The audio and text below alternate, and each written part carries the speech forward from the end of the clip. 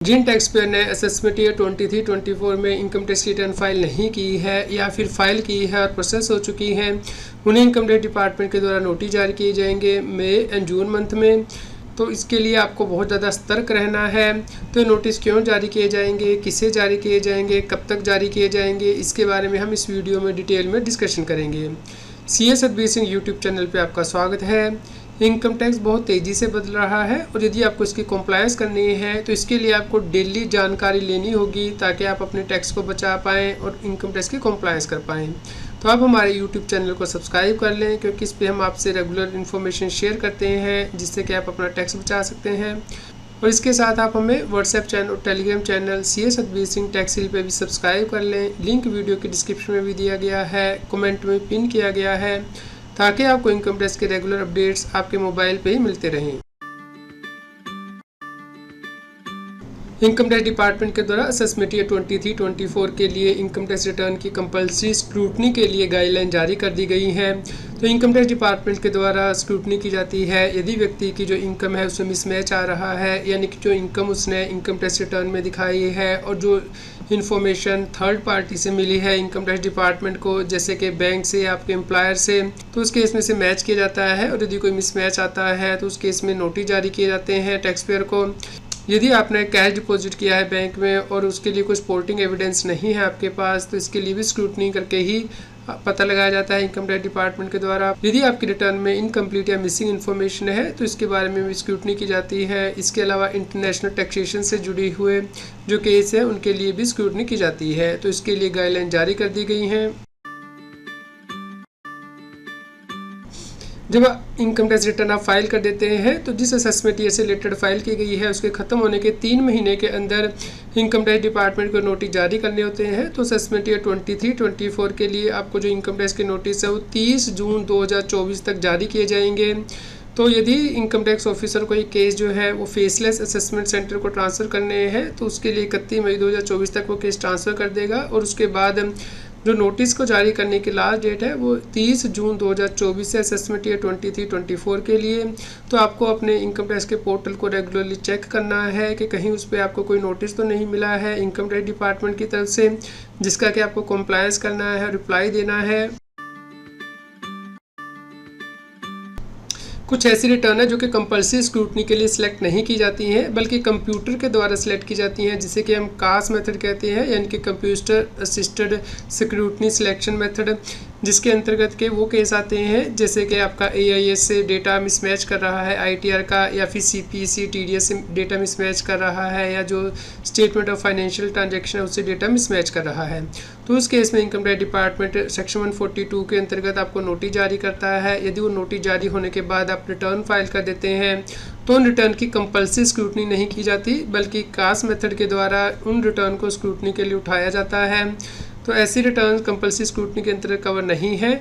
इसके लिए गवर्नमेंट एक रिस्क पैरामीटर सेट कर देती है, जैसे कि किसी व्यक्ति ने कितनी डिडक्शन क्लेम की है, कितने एक्सपेंसेस क्लेम किए हैं। तो यदि ये पैरामीटर से ज़्यादा होते हैं तो वो रिटर्न जो है उस स्क्रूटनी के लिए उठाई जाती हैं। इस प्रकार हाई रिस्क रिटर्न्स ही कास मेथड के अंतर्गत उठाई जाती हैं। यदि इनकम टैक्स डिपार्टमेंट को लगता है कि किसी व्यक्ति को रिटर्न फाइल करनी थी और वो नहीं करता है तो सेक्शन 142 के अंतर्गत नोटिस जारी किया जाता है। यदि व्यक्ति नोटिस के मिलने के बाद भी इनकम टैक्स की रिटर्न फाइल नहीं करता है तो उस केस में जुरिडिक्शनल ऑफिसर ये case national faceless assessment centre को ट्रांसफ़र कर देता है और उसके बाद आगे की कार्रवाई नेशनल फेसलेस असेसमेंट सेंटर के द्वारा की जाती है। तो इस प्रकार अब जो भी नोटिस जारी किए जाएंगे ऐसे टैक्स पेयर को जिन्होंने रिटर्न फाइल नहीं की है वो उन्हें ऑनलाइन ही जारी किए जाएंगे। तो इसके लिए आप इनकम टैक्स के पोर्टल पे लॉगिन करके चेक कर सकते हैं। यदि इनकम टैक्स डिपार्टमेंट को लगता है कि इस व्यक्ति की इनकम असेसमेंट से बच गई है तो उस केस में उसे सेक्शन 148 के अंतर्गत नोटिस जारी किया जाता है।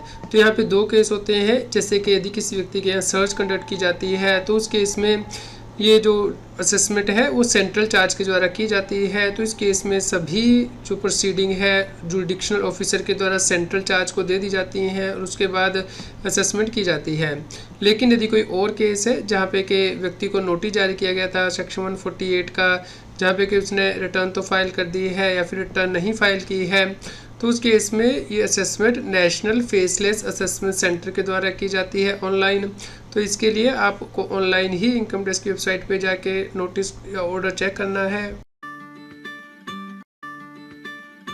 तो इनकम टैक्स डिपार्टमेंट के नोटिस आप ऑनलाइन चेक कर पाएंगे। इसके लिए आप incometax.gov.in वेबसाइट पे लॉगिन करेंगे। उसके बाद आप यहाँ पे जाएंगे पेंडिंग एक्शन के अंतर्गत और यहाँ पे ई प्रोसीडिंग पे क्लिक करेंगे। यहाँ पे आप सेल्फ के अंतर्गत फॉर योर एक्शन के अंतर्गत जो नोटिस हैं वो देख पाएंगे जो कि इनकम टैक्स डिपार्टमेंट ने आपको जारी किए हैं, जिनका कि आपको रिप्लाई करना है। और यहाँ पे ही आप व्यू नोटिस एंड ऑर्डर पे प्रेस करके ये नोटिस को डाउनलोड कर पाएंगे और इनका रिस्पॉन्स सबमिट कर पाएंगे। यदि किसी टैक्स पेयर के यहाँ पे सर्वे कंडक्ट किया गया है इनकम टैक्स डिपार्टमेंट के द्वारा और उसमें पता लगता है कि टैक्स पेयर ने कुछ ऐसी इनकम को हाइड किया है जिस पे कि उसे टैक्स पे करना था, तो उस केस में ऐसे केसेस जो है सेंट्रल चार्ज के द्वारा डिसाइड किए जाते हैं इनकम टैक्स डिपार्टमेंट में और इन्हें कंपल्सरी स्क्रूटनी के लिए उठाया जाता है इनकम टैक्स डिपार्टमेंट के द्वारा। इसी प्रकार यदि किसी टैक्स पेयर के यहाँ पे सर्च या सीजर कंडक्ट की गई है तो उस केस में भी ये केसेस सेंट्रल चार्ज के द्वारा ही डिसाइड किए जाते हैं और इसके लिए भी कंपल्सरी स्क्रूटनी की जाती है इनकम टैक्स डिपार्टमेंट के द्वारा। इनकम टैक्स डिपार्टमेंट के द्वारा एजुकेशन, चैरिटेबल इंस्टीट्यूशन एक्स्ट्रा को एग्जम्पशन दी जाती है इनकम टैक्स में, लेकिन इसके लिए उन्हें रजिस्ट्रेशन लेनी होती है सेक्शन 12A 12AB एक्स्ट्रा के अंतर्गत। लेकिन ये यदि रजिस्ट्रेशन नहीं दी जाती है या रजिस्ट्रेशन देने के बाद उसे कैंसिल कर दिया जाता है, विड्रॉ कर लिया जाता है, तो उसके बाद ये इंस्टीट्यूट टैक्स के एग्जम्पशन क्लेम नहीं कर सकते हैं। यदि वो फिर भी एग्जम्पशन क्लेम कर रहे हैं तो उस केस में इनका केस भी कंपल्सरी स्क्रूटनी के लिए उठाया जाता है इनकम टैक्स डिपार्टमेंट के द्वारा और इसके लिए नेशनल फेसलेस असेसमेंट सेंटर को फाइल भेज दी जाती है जुरिडिक्शनल ऑफिसर के द्वारा और उसके बाद आगे की कार्रवाई नेशनल फेसलेस असेसमेंट सेंटर के द्वारा की जाती है।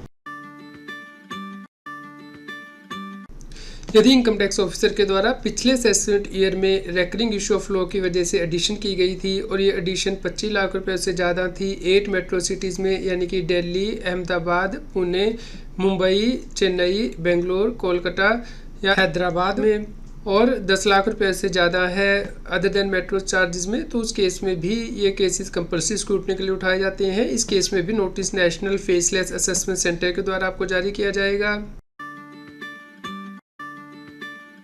यदि इनकम टैक्स डिपार्टमेंट के द्वारा स्पेसिफिक इन्फॉर्मेशन है स्पेसिफाइड एजेंसी से, जैसे कि लॉ इन्फोर्समेंट एजेंसी होती है, इन्वेस्टिगेशन विंग होता है या रेगुलेटरी अथॉरिटी होती है, वो टैक्स डिपार्टमेंट को इन्फॉर्मेशन भेजती है कि किसी टैक्स पेयर ने टैक्स इवेजन की है, तो भले ही टैक्स पेयर ने अपनी इनकम टैक्स की रिटर्न फाइल कर दी है, उसका केस भी कंपल्सरी स्क्रूटनी के लिए उठाया जाता है इनकम टैक्स डिपार्टमेंट के द्वारा और ये स्क्रूटनी भी नेशनल फेसलेस असेसमेंट सेंटर के द्वारा ऑनलाइन की जाती है। तो आपको इन सभी बातों का ध्यान रखना है और 30 जून तक आपको अपने इनकम टैक्स के पोर्टल पे लॉगिन करके चेक कर लेना है कि कहीं इनकम टैक्स डिपार्टमेंट ने आपका केस कंपल्सरी स्क्रूटनी के लिए तो नहीं उठाया है। और यदि इनकम टैक्स डिपार्टमेंट के द्वारा कोई नोटिस जारी किया गया है तो आपको उसका टाइमली रिप्लाई करना है। यदि आपको कोई क्वेश्चन हो तो आप वीडियो के नीचे कमेंट करके ज़रूर बताएँ। आपको असेसमेंट ईयर 24-25 की ITR कैसे फाइल करनी है, इसके लिए CS Satbir Singh YouTube channel पे प्लेलिस्ट में जाके आप प्लेलिस्ट दे सकते हैं ITR फाइलिंग से रिलेटेड, जिसपे कि हमने 50+ वीडियो कवर की हैं ITR फाइलिंग से रिलेटेड, और वीडियोस में जाके लेटेस्ट वीडियो देख सकते हैं। तो आप इन सभी वीडियोस को देखिए, लाइक कीजिए, शेयर कीजिए ताकि सभी लोगों तक की जानकारी पहुँच पाए और वो इनकम टैक्स की कॉम्प्लायंस कर पाएँ। रेगुलर टैक्स अपडेट के लिए इस चैनल को सब्सक्राइब करें। आप हमें Telegram app CS Satbir Singh टैक्सिल पे ज्वाइन कर सकते हैं ताकि आप GST और इनकम टैक्स के रेगुलर अपडेट अपने मोबाइल पर ही प्राप्त कर सकें।